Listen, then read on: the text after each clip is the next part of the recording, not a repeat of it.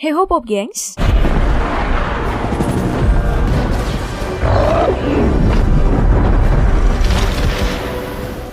Film Godzilla vs Kong udah tayang nih di bioskop sejak 24 Maret kemarin. Kamu tim yang mana? Godzilla atau Kong? Kalau aku sih tim Kong. Dan sebelumnya udah bahas keseruan di balik layar dan alur filmnya. Cuman supaya adil, aku mau ngasih fan service nih. Kali ini kita akan bahas keseruan di balik layar film Godzilla The King of Monsters. Sebelumnya aku juga udah pernah bahas alur ceritanya sih. Silahkan cek linknya di deskripsi ya kalau mau nonton.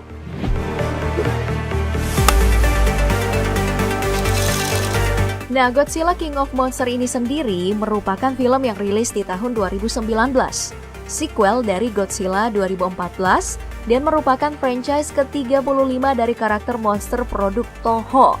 Film ini disutradarai oleh Michael Dougherty, diproduksi oleh Legendary Pictures dan didistribusikan oleh Warner Bros. Dan Toho.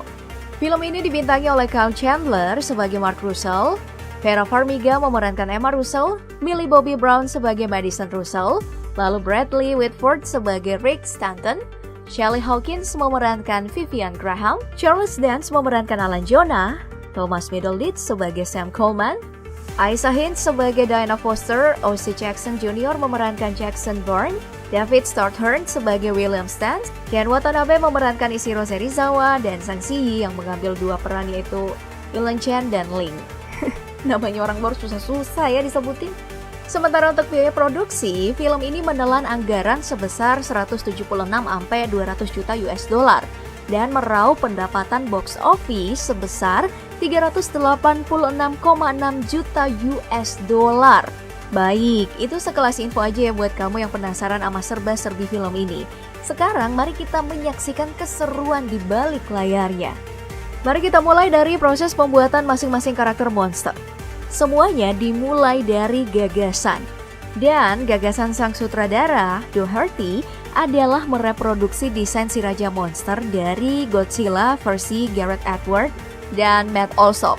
Lalu memadukannya dengan pelat punggung Godzilla versi tahun 1954.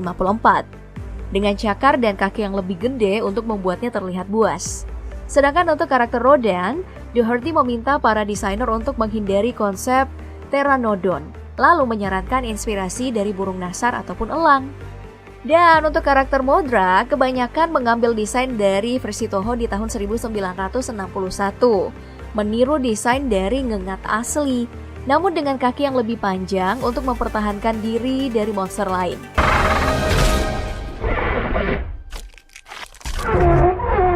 Lalu untuk musuh utamanya Godzilla, si King Ghidorah, Dougherty bekerja sama dengan Toho untuk mastiin desain baru menghormati inkarnasi masa lalu.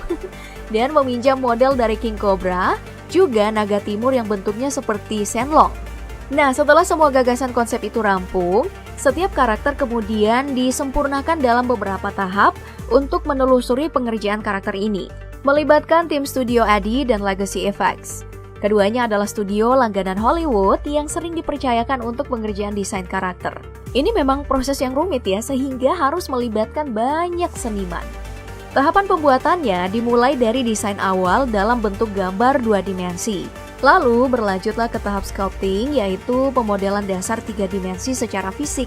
Kemudian bentuk dasar dari hasil sculpting ini diduplikasi dalam grafis komputer untuk dibuat jadi animasi. Dan setelah semua itu, saatnya melakukan rigging atau pemasangan kendali grafis pada tiap karakter untuk menciptakan elemen seperti ekspresi dan gerakan. Kemudian agar lebih artistik diwarnain lagi nih dalam proses shading. Dan jika karakter telah melalui seluruh proses animasi, maka saatnya menggerakkan mereka ini dengan bantuan para talent menggunakan teknologi bernama motion capture. Pada proses ini, tubuh setiap talent dipasangi sensor yang akan merekam setiap gerakan dan ekspresi mereka. Hingga tersajilah para Titan yang hidup dalam tiap frame Godzilla di layar kita semua. Oh ya, khusus untuk karakter King Ghidorah, gerakannya itu diambil dari 3 orang talent loh untuk masing-masing kepala. Nah, dari pengerjaan karakter yang rumit, kita pindah ke pengerjaan efek spesial yang gak kalah kompleksnya. Ada 5 studio yang bekerja sama dalam film ini, yaitu DNEG, MPC, Method, Reynolds, dan Olin. Mereka ini mengerjakan berbagai adegan rumit dengan berlapis-lapis penimpaan grafis. Tuh bayangin tuh beratnya ya. Ada yang full CGI, ada juga yang dicampur antara set dengan latar layar yang berwarna kromatik, hijau ataupun biru. Adegan distopia yang menunjukkan kehancuran kota dalam sorotan jarak jauh adalah salah satu adegan yang dibuat sepenuhnya dengan animasi. Sedang adegan kuil tempat tinggalnya Godzilla atau kemunculan para Titan dalam jarak dekat adalah contoh adegan yang memadukan set berlatar kromatik dengan teknologi animasi. Kemudian untuk memberi penonton pengalaman grafis yang lebih detail lagi, penggunaan animasi saja tuh nggak cukup. Karena itu, para kru ini tetap menciptakan sejumlah set untuk menyajikan tampilan yang lebih realistis dalam sorotan jarak dekat. Seperti misalnya adegan Madison bersama para tentara ini nih. Atau adegan di stasiun yang hancur seperti ini. Dan juga adegan kapal selam ini nih. Pada beberapa kasus, pembuatan set bahkan bisa lebih ekstrim dan melibatkan banyak figuran demi membuat nuansa ini jadi makin hidup. Misalnya dalam adegan yang satu ini. Ya, perbedaannya memang sangat jelas antara grafis rekaan animasi dan yang disorot secara analog dalam set ya. Cuma nih, animasi dan set aja itu nggak cukup untuk membangun emosi para penonton. Itu hanya pengalaman visual dan akan sangat pincang kalau audionya nggak ada. Nah, untuk hal ini kita harus berterima kasih nih sama Eric Idle yang sejak Gareth Edwards masih setia jadi orang di balik raungan dan scoring bersama para timnya di Departemen Suara.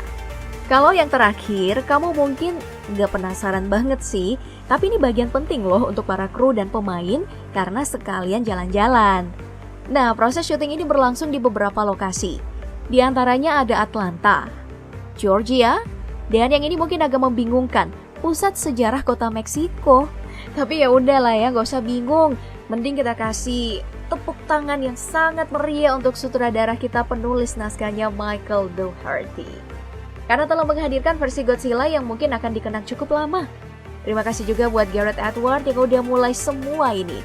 Juga buat Toho yang menciptakan Godzilla. Dan terima kasih juga buat kamu yang selalu ngikutin kami. Nah, buat kamu yang baru mampir di Mari, ya terima kasih udah mampir. Jangan lupa subscribe dan nyalain tombol lonceng. Oh ya, di daftar putar kami masih ada konten selain keseruan di balik layar, ada alur dan ada juga kesalahan.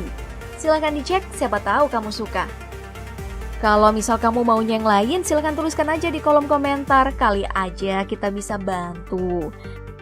Ya, mungkin cukup itu dulu ya untuk sesi film populer kali ini. See you on top!